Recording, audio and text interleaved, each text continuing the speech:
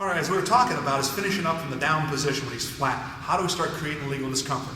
Once we get done with this legal discomfort from the down position, we talked about how to lock it. We haven't talked really about how to lock it up. We know how to lock it up, whether we're doing butterfly grip, regular grip, finger roll grip, crossface grip, bicep grip, underarm. We have the different grips, we have the different bring the mats. Now we're going to try to create a little legal discomfort here, and then we're going to come back and we'll start showing the series, the Crossface Cradle series, the head in the hole series, the Crash Cradle series. There's a bunch of different series in here, and you see how they all tie together and all put together. So at the end of the tape here, you should know everything I know about a cradle. And I got 40-some years of cradle experience in here. It's all everything I know about cradle anyhow. So now, from the bottom position down, locked in. We want to get our legs hooked in. The legs are the biggest, most powerful part of our body. Our arms are kind of scrawny and compared to our legs. We want to get them hooked in. Okay, once we have our near cradle here, when we start getting here, I just sit underneath them, take him over. Remember I talked about sitting underneath him, my favorite hold? Instead of driving him this way, snatching him up, picking him up, I don't care. I just sit underneath him here, and I get my leg hooked in, and I take him straight on back, up, and onto me, and I get him on. Now I start getting my legs hooked in. From here I got my left leg hooked in on his right leg. And sometimes I'll get both of them hooked in on here. Okay? The idea, or I'll let go of that leg altogether, and now what I want to do is create legal discomfort by kicking up on top of him here. I like this one a lot, because what I'm going to do is I'm going to come down across his snoot here, across his face with my body. So I'm going to kick straight up in the air here, as if I stood in the cradle end. Up here, straight up, and then I drop off. You see his head go, watch his head zero in here. As I go up, I'm coming down, so my hip bone's coming, boom, down here. I up, straight, as I drop, my hip is down across his face. And you will get his attention. When you have your hands locked in the cradle here, straight up, or straight down. Now I go to my hip across his face. Now I get my legs hooked in. And here's something we don't do. We don't fall off of him here. You do not fall off of him here where you can see his face. This is a good position. It's not a great position. I want to stay up here. I want to have my hips dug into his nose and his face here. And I want to have my body in an arching position like this. Arching. Like a back bridge, but I'm on my side. So, when I come down, I have my leg hooked in here, I have my hip over his face, I take my body this way, and I'm laying on top of his face, and I'm in a backward arch position. All my weight is coming down across the bridge of his nose, across his mouth, and this is much more deadly than dropping off. Everyone wants to drop off for their top to drop off. Not as good a position. You're not creating legal discomfort. When you drop off like that, then we're going to find out. Does he have bigger biceps than you? Does he run more miles than you run? Is he more experienced than you? Does he have a better coach than you? Does he have a better schedule than you? And those things are going to come into play, and you're going to get the pin if you have the bigger biceps, more intensity, fortitude, persistence, years of experience, etc. You don't have to have the biggest biceps or any of that if you come across his snoot. If you come across his nose or his mouth here, you can't see, you can't breathe, you can't hear. He's not caring about thou shalt not be pinned. He's going to put his shoulders down. Now, in our pin combinations, our bodies are like 2x4s. 4 inches across, 2 inches wide, my chest. Now it's wider than 4 inches, but it's 2x4. Half as thick as it is broad. My wrist, twice as wide as it is thin. 2 inches, 4 inches. Our bodies are like 2x4s. And what I want to do, if I was like he's on his back as an example, and I'm laying on his chest here, and I had a 2x4, and I had a 2x4 laying here, and I put a 100-pound weight on top of the 2x4. How much weight does he feel? 100 pounds? Sure, that's what's there. If I take the weight off, turn the bar this way so it's this way versus this way, so the 2-inch side's on the chest and I put the weight back down, does he feel more weight or less weight? Or the same? More. How much more? Twice as much, because the area has been reduced by half. Instead of 4 inches, is 2 inches. The weight's still 100 pounds. Right now I'm weighing 180 pounds. If I'm laying down on him this way, my 4-inch side on him, he's going to feel 180 pounds right here. If I turn my side, the 2-inch side to him, he's going to think I weigh 360 pounds. Twice as much as I actually do. And if I turn my side to him across his nose and mount across his mouth, I am going to get his attention. So instead of chest on chest here, I'm turning side to chest here. So now, see his feet starting to move here? Whoa, he's not liking that at all, because all my weight's rolling onto his face. So I've cut my area in half, and I've doubled my weight by cutting my area in half. So anytime we can get our side turned into it, when you're bear hugging someone, let's say from a wizard position, and I want to bear hug him here, I want this bone, my thumb, to point to me so that I have the thin part of my bone coming into his rib cage here. Okay, I don't turn my hand this way where I have the 4-inch side coming in on the ribs. If I turn it where my thumb turns to me, 90 degrees, and lock my hands, now you'll crack ribs. You won't hurt him this way. You'll get his attention to crack a rib by turning your hand 90 degrees so that you have the 2-inch side. It doubles the power of your bicep. You go 12-inch bicep, 24-inch bicep, 12-inch bicep, 24-inch bicep. So you double your powers by turning your hand to the 2-inch side versus the 4-inch side. Same with the rib cage when you're pinning the guy. Chest on chest is okay, but if you can roll your side to him and get the thin side across his face, you are going to get his attention. Okay. Now, in the far cradle, when we turn him over, in order to lock up a cradle and to create legal discomfort, when we have the far cradle, what we're going to do is where I tripod up, get my knee in his ribs or whatever, or sit and take him over. Once I have him on his back here, stay right there. Once I have him there in this position, what I want to do is stick my knee here in the joint, where the leg comes down, goes to his body, in here on his ribs. My bottom knee, top knee, bottom knee goes into the ribs there. Bottom knee into the ribs. Okay? Now, my forehead, the hairline, well, what used to be my hairline, okay, that part, everyone, if you're watching this, reach up and feel behind you and below your ear, you find a bone sticking up right there. This is where you want to put your forehead, on that bone, not on the temple, not on the temple. Coach says, put your head, push on the temple. No, on that bone behind the ear here. So we're locking our hands, we're getting down here, knee in the ribs, you're pushing the ribs away, you're pulling the hands and the body to you, push, pull, push.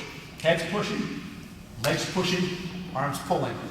Here, here, here, head on the bone behind the ear, push the head away, push the hips away. That gets the far cradle really tight. If you don't like the guy, you make a wish. Thanksgiving turkey, wishbone. Foot here, you start pushing. And you start stretching the leg out. So if this leg starts to kick on this one, you have a hard time hanging on to him. Catch the foot here. That stops the leg from kicking. Head behind the ear, push it away, hips away, push his leg away, pull the arm and to the body. So I'm pushing and pulling in. Okay, one way to hold him down. Push, push, push, pull. The other way, it's a little simpler to do. Probably an 8 on discomfort. That was a 10 on discomfort. This works really well too. Is all we're going to do is scissors the far leg. When I have my hands locked in the cradle and I was able to take him over, once I get him over here, what I want to do is I want to reach over. Instead of pushing his leg away and making a wish, I reach over and I scissors my leg. Catch my legs. Over, scissors, and now I hit a back bridge. My hips go into him. My legs go back, and my arms come back. So if you look down on it here, his body is being bent like a bow and arrow, but it's being bent sideways here. My hips are into him, my arm pulls his head to me, this leg comes back this way, and he bends around the arch this way. This tightens up every vertebrae he has here and makes it really discomforting for him. Now, of course, I still have the cradle on, but I wanted to get you to see the action of the body here. Okay. So, we can hook the leg in here, knee in the side, forehead in the scissors. We can also plane out here on the far cradle. If you get him on his back here on his side and you're struggling to get that near shoulder down. A lot of times when you're here, this guy's going to take his arm and he's going to put his elbow here. And he's going to use that to keep that near shoulder up. When he does that, we've got to get that shoulder down. And I'm tied up here and he's leaning on my body. So what I do, here's the other time that we straighten our arms. Remember I had 2 times when I was straightening, when I was tripoding up to snatch him up? And here. If I'm here and I can't get that near shoulder down, because he's leaning on me with this one, I straighten my arms. As I straighten my arms, I lean back. That means he falls down into the hole I just created. I hit him tight, I lean this way. There's a gap between the two of us. He falls down to that hole, I go straight, he falls into the hole, I pull him back. And now I have his shoulder underneath me instead of on top of me. Initially he's here, I straighten my arm, it drops down, and then I pull back. So now I have his shoulder underneath me where it was on top of me a moment ago. So, if you have that problem, you straighten your arm real quick. You hear? Straighten your arm quickly, straighten, and pull. So it's a boom, boom. Straighten, look what I'm doing with my upper body. Arch it back. Straighten, he falls in the hole. Pull back. And that locks his shoulder down there to the side. Okay, the last one we'll show you from the far cradle is sometimes you have to plane out. And you have them in a far cradle, you have them on over, you still can't quite get what you want, you start planing out this way. You get your hips away from him. Again, see what he's doing with his arm here? He's keeping his shoulder up. Straighten your arm, let it pop through, close, and come out. And now you're at a right angle, chest on chest. Weight off your knees because you're belly down. So these are some of the finish ups in a far cradle. We covered the finish ups in near. How do you break them down from top, from far, and near. And now we're going to go into the actual cradles, and we're going to get into the fun stuff. And I think you're really going to enjoy all the cradles that I know.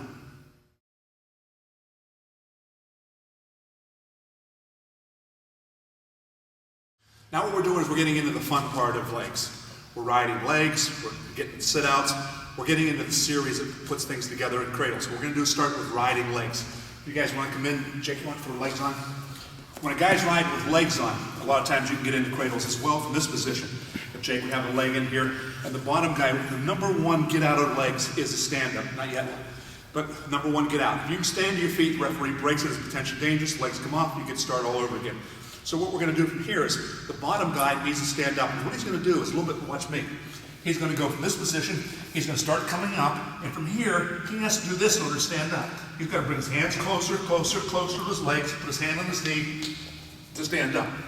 He just can't stand up by just putting his butt in the air. He's got to walk his hands back. And every time he walks his hands back, notice his head will get closer and closer and closer to his knee. And that's where Jake will drop off to a near cradle. So here's the counter to the legs is to stand up. Number one counter in legs is stand up. Number two counter is get out of bounds. Number three is the rolls and the switches and all the different counters you know. If you stand up, legs come off. You go out of bounds, legs come off. Number one, number two counter. Here's the number one counter. And here's the counter to the number one counter.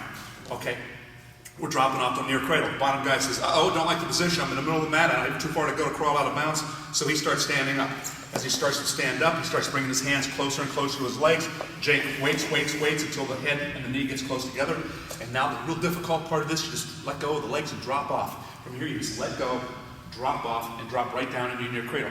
He's already sat. Remember the one I talked about earlier with my legs sitting underneath? Got his hands locked close to the head. Takes him on up at 130. As soon as he pops him over here, he either goes up and gets a leg hooked in. Figure four, starts to tighten it up. Or he may let that go, pop up and come on down on top of here. Or you can do the same thing and get a leg hooked in as he comes up. Up, over, and get a leg hooked in, and then he hits that arch. Remember the ribs across the nose and the snout here?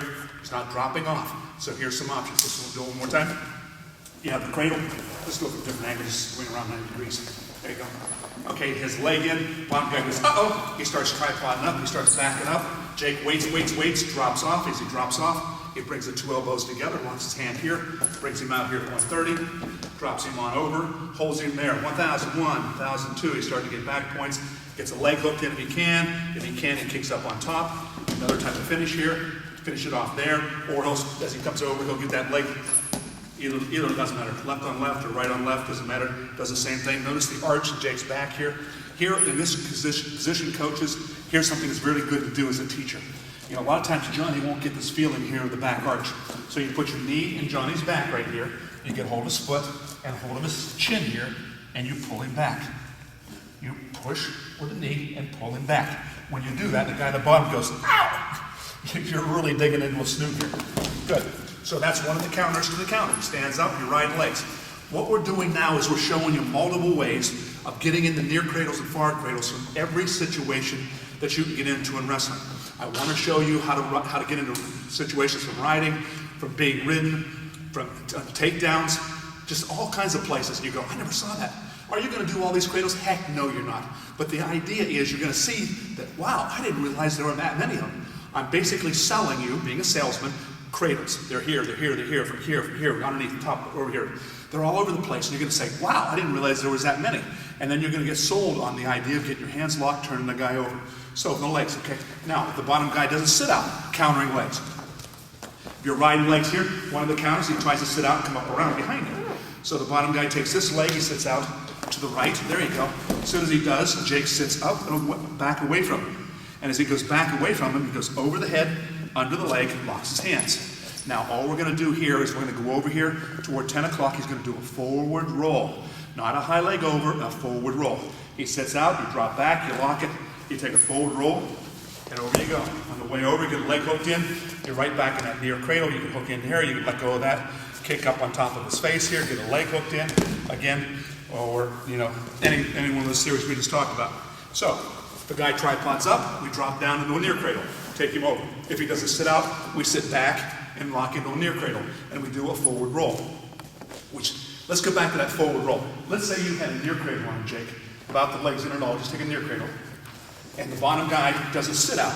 He's going to sit out that way and try to come up the back door in there to come out the back door. Here's one of the counters to a cradle. Well, it's not a 100% counter, but it works a lot, where he's trying to weasel his way around. At this point, Jake goes OS. We talked about what OS stands for. He's in trouble here, so what he's going to do is he's going to turn, make his head look toward me. He's going to turn his head this way, and he's going to do a forward roll straight up over top. He's countering the near cradle by doing a sit out, by weaseling his way up around. As soon as he sits out, Jake's going to counter the counter with a forward roll, and you'll find him in the same position we were in just a second ago. So the counter was the sit out, the forward roll was the counter to the counter. So we're taking the cradle, we're continuing this position. Okay, when we had legs on, the last thing with the legs on, the bottom guy, you may try to drive back into him. If he can't sit and take him this way, maybe he'll try to push him that way by stepping up his leg and pushing back over that way. See how he's pushing back into Jake? What Jake does is takes his rudder leg, puts his rudder leg on the backside here to keep from falling down. So the rudder leg, like the rudder of a boat, shifts back and forth. Here, he pushes back into him, locks his hands, and now this bottom leg, he drives off the bottom leg. Which shoulder is collapsed already on his opponent? His right arm is collapsed already. So right arm's collapsed, right arm's responsible between 12 and 3. We go at 130. So Jake's going to drive off his toe. He's going to drive towards 730 and take him over at 130. And we're back in that position.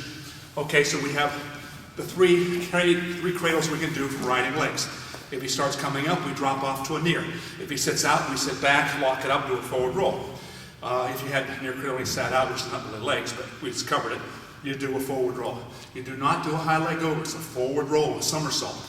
Okay, or if he pushes it back into the other way, you reach over, take a far cradle, put down below, and over you go. So we have 3 different ways of getting them in when you're riding legs.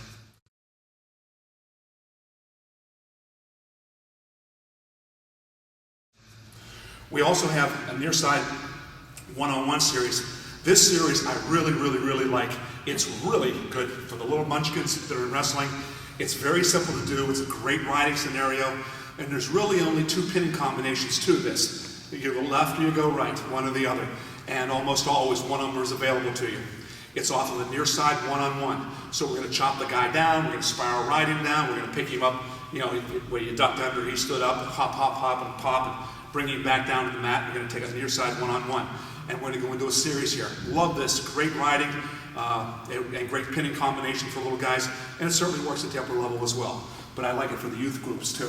Okay, so back in, guys, what we're going to do from the down position is, why don't you just chop, get in the side one-on-one. Jake's riding here, he chops the guy's arm, he brings him down on his side.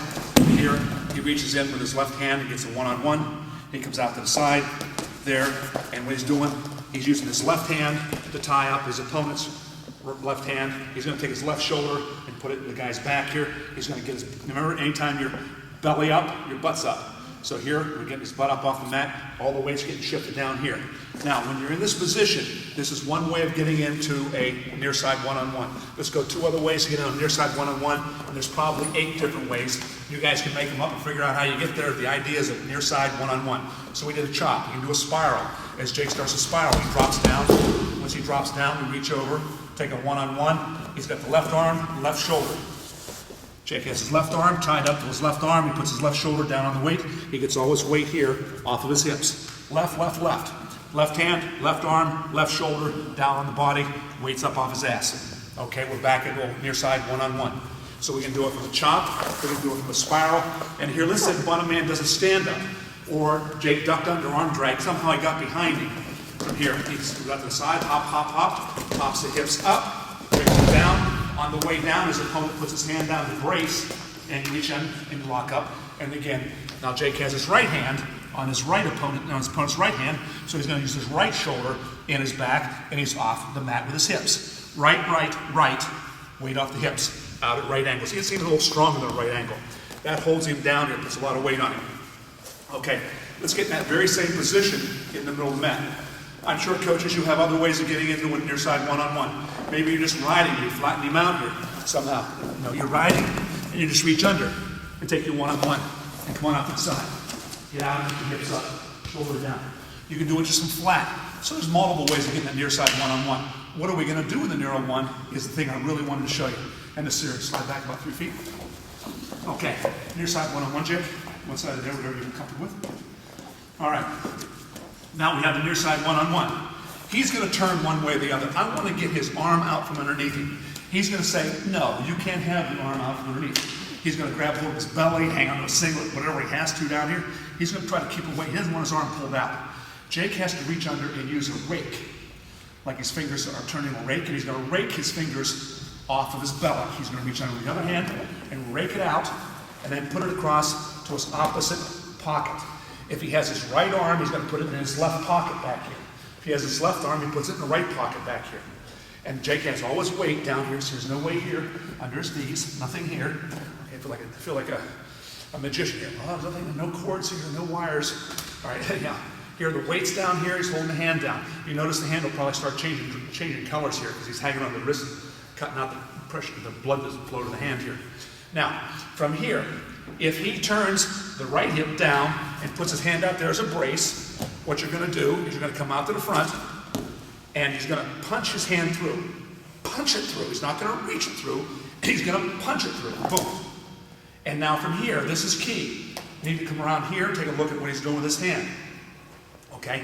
The hand that comes punching through, he's going to grab a hold of the wrist. But how he gets the wrist is key here. Most kids, the hand is right there, so they'll reach up here and grab that hand. And what they do is they have their hand here, and it has a tendency to slide off. You need to have it at the wrist, so you run into the bones here, and then the hand doesn't slip. So when he has his hand here, he comes out and puts his hand on the other side. This is kind of awkward. No, it's not really awkward, it's just different to do. Reach in, here. And then he lets go, and his hand will slide down, and he'll catch that bone. Spins the whole way around 180 degrees. He started on this side. He's now the whole way around 180 that way. He reaches into a half Nelson. He snatches him up. It's a snatch up. It's not a drive him over to his back. He snatches him straight up and straight down. He keeps the wrist. He has the half Nelson. He's chest on chest. He's now off his knees. His legs are spread. Why is his legs spread? We talked about that too. Remember the tree limbs? We're trying to put limbs on his tree. Jake has a head out here. If he starts to go that way, he's got a brace there. He's got a brace here. He's got a brace here. Limb out the left side, limb out the top side, and limb out the right side. So he's putting limbs on this guy's tree. One more time. Near side, one-on-one. Start turning. If he turns the near hip, you want to do it that side? Okay, there. Turns this way. If he turns that near side down, what he'll do is he'll start to put a brace. His arm is probably bent there. He's trying to push back into him because Jake's trying to push him this way. He comes out front. He punches that hand through, and then he goes on the other side of the wrist. Other side of the wrist. Wrist continues to come around the last 90 degrees. Lock the half, jerk it up, and then setting down. Okay, good. So, if he turns the near side down, which most athletes will do, that's what we do. If he starts to go flat here and ball up a little bit, he's not giving you anything, we do something a little different. That's the Kimura. Okay? If he's laying flat, he's not giving one side up, left side up, or right side up for the most part. He's laying in the middle. And he's going, I don't know what the heck's going on, but I don't like it. He's pulling his arm in. Maybe he pulls this arm in so you can't get to anything. Okay, from there, Jake spins out to the front, posts his head here with his legs. He brings his legs together, posts on his head, and then he changes into I guess a WWE or on the MMA, it's called a Kimura. But he's reaching in and he's locking on his own wrist. He's going to pull him to him like he's deep sea fishing, snagging a fish. Pulls it to him, he turns him up to a side, he threads the needle through. Okay, now, I had him do this on purpose. See where he put his hand here? I wanted him to show this. This is typical of what most kids will do. They'll put their hand here. This gives him a little bit of a gap here to be able to get his hand out of there to go, oh shit, OS, and get it through and belly down. So when you do this, you put your hand way up here. So now, when you put your hand up there, there's none of that snaking through. And I wanted to do that because I wanted to show you that's what we're doing. What most kids will do. Okay, one more time. All right, when you have it down there, he starts to clam up on you. He's stalling a little bit. You got the one-on-one. Come out to the front, post the head, put this elbow in the middle of his back here, and now you've got an arch. You can bring it back. Get him up to a side. From here, this hand comes way through here when you high leg back. Now that keeps that arm from coming through. What he's doing here is, you ever look at old cell phones, or you hold talk when you're carrying stuff, you got it pinched there? He's doing the same thing. He's pinching that arm right there, so that arm can't come out of there. It's like a cell phone. It's getting pinched in there when I'm talking, when I'm carrying stuff. And now he goes down to the half. Nelson takes him on over. All right? Now, he has a choice of doing that. If the near hips are down, you go around, punch through, lock, pick him up, take him on over. If he's down belly and he's clamming up, you come around to the front of the Kimura and take him over. Okay, now we can also turn this into a cradle. That's what we're talking about, cradles anyhow. He gets the hand up, boom, takes it across. Now from there, again, he keeps all the weight on him. He's holding down with both hands, holding that down so he can't build back up. Jake's going to take his left leg, he's going to hook in here, and he's going to start pulling that leg back around. As soon as he pulls that leg, see how that changes the hips? His opponent's right hip was down. As soon as he started pulling that leg around, the hip went from there to there. He turned the hip. He had to, because he's taking this leg back around. That buckles the guy the other way. So he's going to now keep his left hand where it is, the right hand over. Here's the key to this. Now, we're not, when I say we're going to get into a cradle here, what you're going to do is think he has to reach in here and start looking for a cradle. No! Okay? He's going to be up here. You're going to put your elbow in the back of his head, and your hand is going to go away from him. You're not bringing your hand in. And you're going to bring his head around with your elbow. Elbow. Now, once you bring the head in and the leg back, so where they're close together, now you can reach in there and turn that into a cradle and take it on over and finish it accordingly. Very good. Let me have you now. Lay down. All right. Near side one-on-one. I got his right arm, my right shoulder down on him. I get off my knees here, make him carry my weight. When I'm ready to go, I get that arm out, and I pull it, boom, across the other side. I put it across here. I control it with both hands. Here, I've got my weight on it. Back, hook it. As I scoot, notice his hips will start to turn to me. Hold it with the back hand. The other hand comes out here. No. Yes. Bring the elbow, head back this way. It's just like going, bam! But you can't hit it. Hold it here, pull it back around. Now, if you notice, head and knee are right next to each other. Very simple at this point to let go of this, reach down, lock your hands. Now you have it locked up. So, with little guys, it's a great ride. Seniors, it's a great ride. Chop, spiral, pop them down, reach on you, roll his hand, one-on-one. Get the hand across. If it's across, come out the front, punch it, change hand. Around the front, pick him up, take him over. If he's clamming up, you come out front, post his head, elbow in his back. Deep sea fish. Okay, pick the arm to you. Don't take him over, pick it to you. Hand goes through, leg back, that's your cradle for half Nelson. And then we have the cradle. So, there we have a near side one-on-one series that's exceptionally good at any level, but I'd wear it out on the youth level. Wear it out, because it's very simple for kids to learn. And most kids at the bottom have no idea which way you're going. And I try to cover the little keys at elbow and head without bringing it in. Hook the leg, change your hand this way versus over. They're the little things that you do on a near side one-on-one series.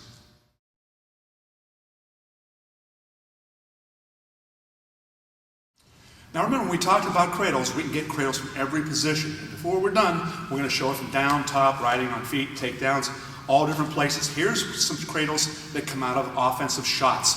Typical guys shoot on you, sprawl, and we do what we call head in the hole. We're going to have a short arm with the right side onto his chin. Short arm, we're not going to be in deep. Short arm, elbow control, we'll pull the elbow control forward. The back of our head goes into his armpit, and we're circling around. We stay on our feet, your opponent stays on the knees. In that scenario, I should be able to win the races on my feet versus him on his knees. And we're circling around. The very first thing we do is circle around. We just go for the takedown, for the 2-point takedown. It's out of a poor shot or a great counter to a great shot. and around we go, head in the hole. Now, from that, once we show you how to go around and lock it up, then let's start turning this into near side cradles and bottom leg cradles. Ways of getting this head in the hole. It's a great, great defense. I talked earlier about that youth program, or that youth situation, near side one-on-one stuff. This is another one of those that I would work on your youth kids. It's excellent, as well as up at the high school and even college level, head in the hole. It's very basic. Every kid that you wrestle, especially the little kids, sooner or later they're going to take a shot. The other kid's going to sprawl, and this is a way of spinning behind. But it's a real safe way of spinning around because you're blocking the guy's arm. He can't arm up on you when you start spinning around because your head's in the way. It's called head in the hole.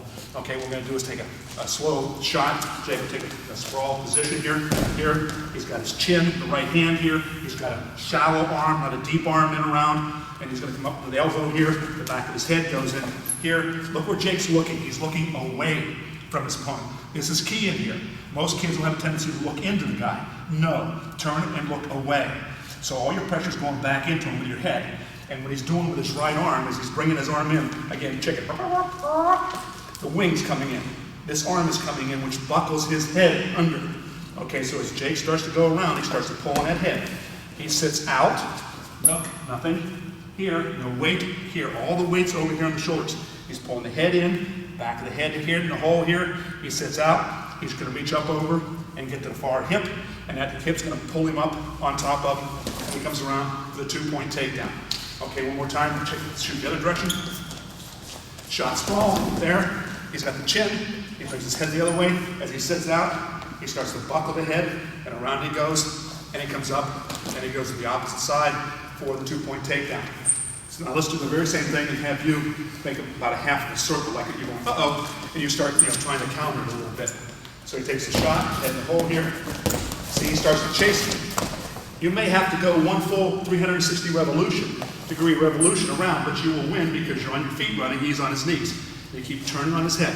So that's the head in the hole, the basic concept. Shot, chin, shallow arm, chin, armpit, elbow, pull it forward, head, back of the head, into the hair of the armpit, and we're looking out, sit out, and around we come.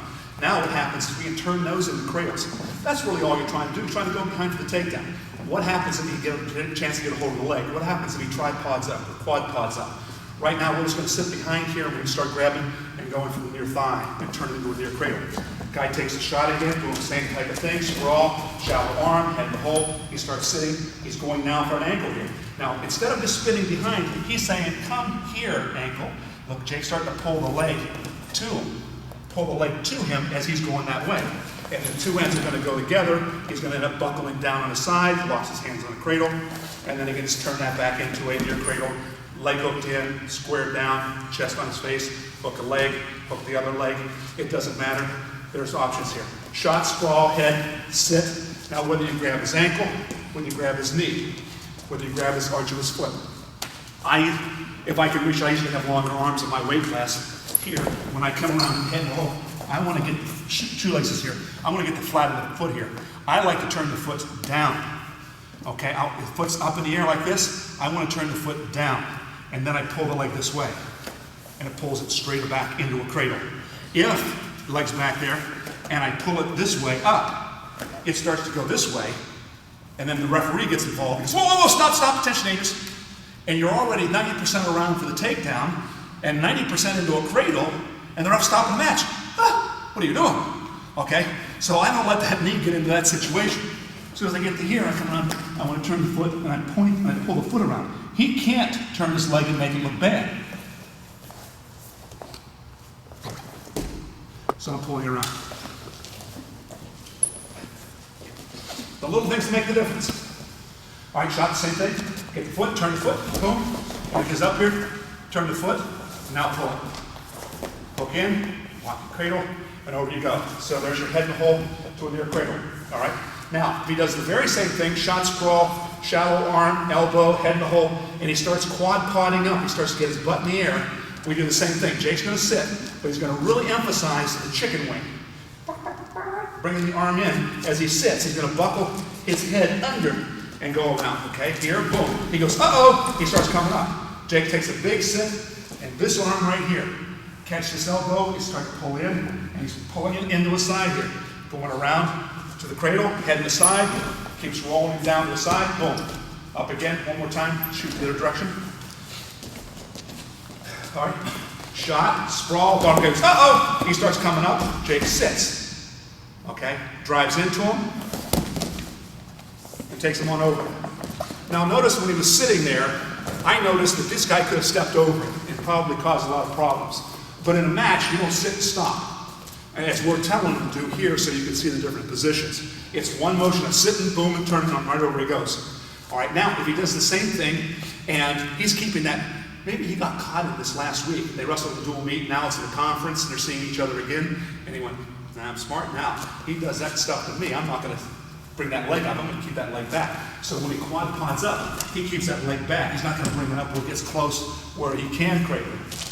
Okay, so he does the same thing, shot, sprawl, boom, there, and it starts coming up and he keeps that leg back. So Jake is going to go underneath, his hand's going to reach up to the knee, he's not buckling the knee and he's not pulling it in, he's holding it still and he's using his legs to drive him over and into a bottom leg cradle. So he drives with his legs and drives him down, locks his hands, takes him on up, on over, and into the pin. Now from there, let's say for a second. We can get a leg hooked in on this one. This is a little sophisticated though. Okay, what we're going to do now is take left leg and hook up over the far leg and bring it back around. That really gets him buckled up pretty good. So most people don't know that, and that's an advanced move, but a very effective one. Okay, so we have quad pod, cross knee there. This is the cross knee from a different angle one more time. Shot sprawl, he starts coming up, leg goes up. You reach over to the far knee and drive, down, lock your hands. Go slow, go slow, go slow. Okay, now, what I'm going to say, and I haven't said this before so far, thank you, with cradles is you go slow. Once you have your hands locked, he's not going anywhere. They can only use your momentum against you. Martial arts, karate, aikido, jiu-jitsu, they take, if I'm coming after you with a knife, I'm going, ah, and I want to stab you with a knife, they don't say stop. They don't put their hands out to stop you. They take you, turn you, and keep your momentum going the same direction you're going. They use your momentum against you. They don't try to stop you. They turn and keep you going. And that's what we do in wrestling as well to get off your back. When I'm driving a guy over, the only way he has of getting off his back is for me to drive and use my energy, my power into him, and my momentum to keep me going to get him out of that. Once you have a cradle, put the brakes on. Slow down, and take him up slowly. The faster you go, the better chance he has of getting off his back. The slower you go, the better chance you have of sticking. There's probably three things about pinning that makes the difference. And that's one of the critical pieces. When we drive into him, we talked about pushing the log, push in, sag down, continue to push. That's key number one. Key number two is once you have it locked up, half Nelson, go slow. Once you have him up on his side, he's not going anywhere. Go slow, take him on over. Don't let him use your momentum against you. And then once you're down there, create legal discomfort, which we're covering as well. So there are the 3 points of pinning. Go slow. Create legal discomfort. And use your chest to push, sag, so we're doing that big log. And we're always having down that red section on the side of the log as we're pushing it along. And there you have those things. One more thing in the head and the whole cradle is, now, from standing, this is kind of sophisticated. If you like head and whole stuff, and we use that a lot in high school that I coach out in Florida, is now Jake's going to do is an opposite tie. He's going to reach up and tie, collar tie with the left arm. He's going to reach over and try to get like a knee pick. He's just going to reach out and grab his leg. The opponent's going to say, no, you can't have that leg. He changes his leg back. Jake changes his hand. All he does is now head in the hole and sit, and he's got his cradle again. Okay, here's the way to do it from standing.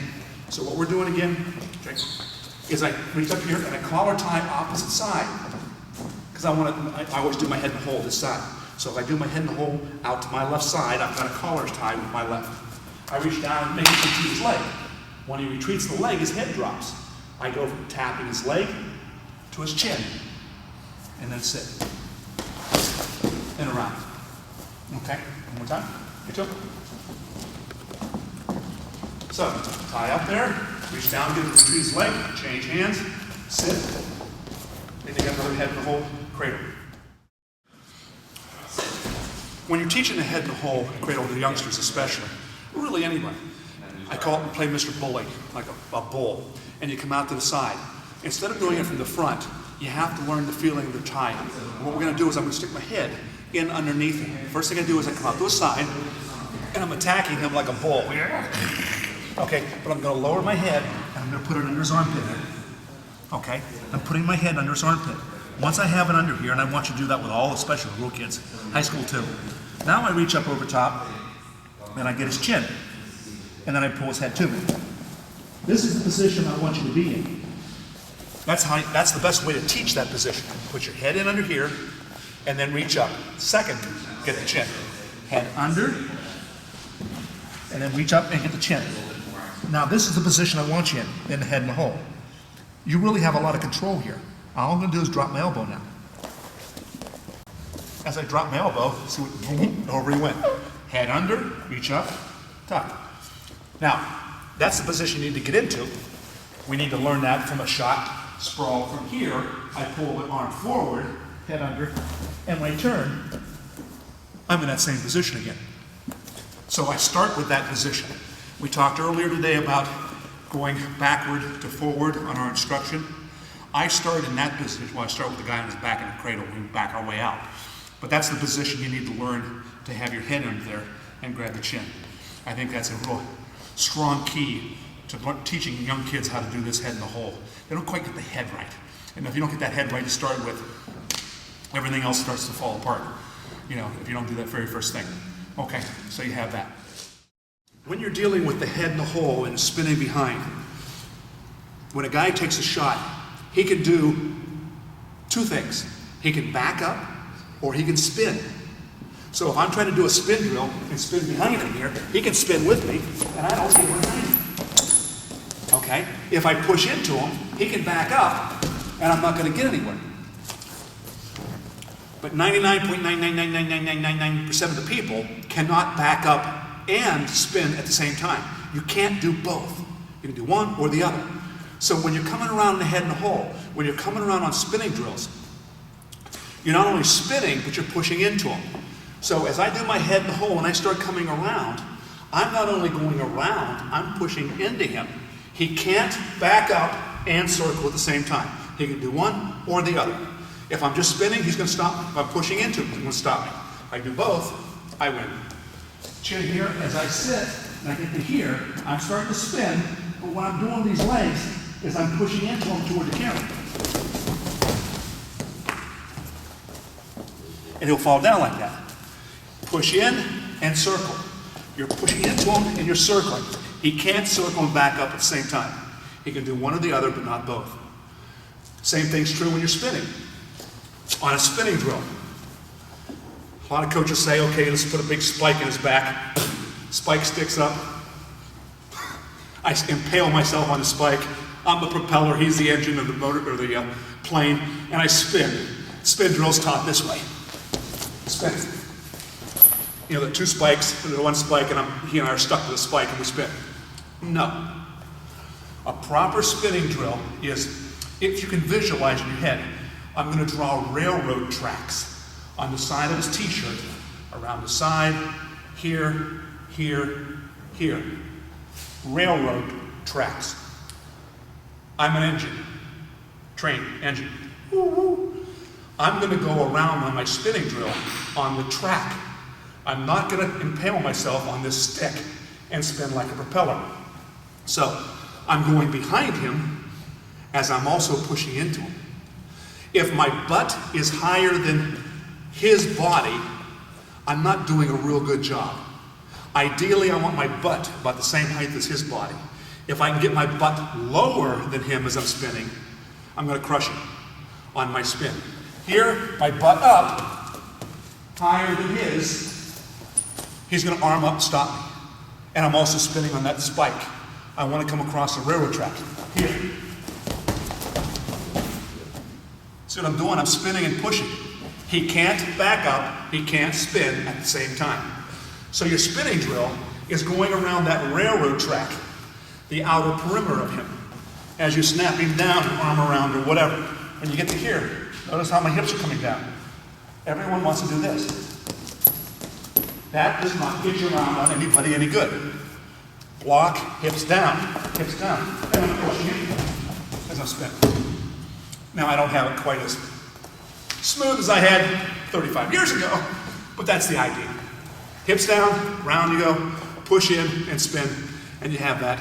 Whether you're spinning a bit spin drill, head in the hole, same thing. You can't retreat and spin at the same time. It's up to you. Keep on top of them, coaches. So there you have it for the head in the hole series. There's a lot of little ways you can get that. You don't need to know the head in the hole series. You don't need to know the near side cradle series. You don't need to know the crossface cradle series. You just have to figure out which one you like. Pick out one series and wear it out. And do it over and over and over again. Again, you don't have to have multiple guns strapped to your chest and your holsters when you're going out for deer. You only need one gun. Okay, so that's what we're doing. Next thing we're going to go over is the lazy man series.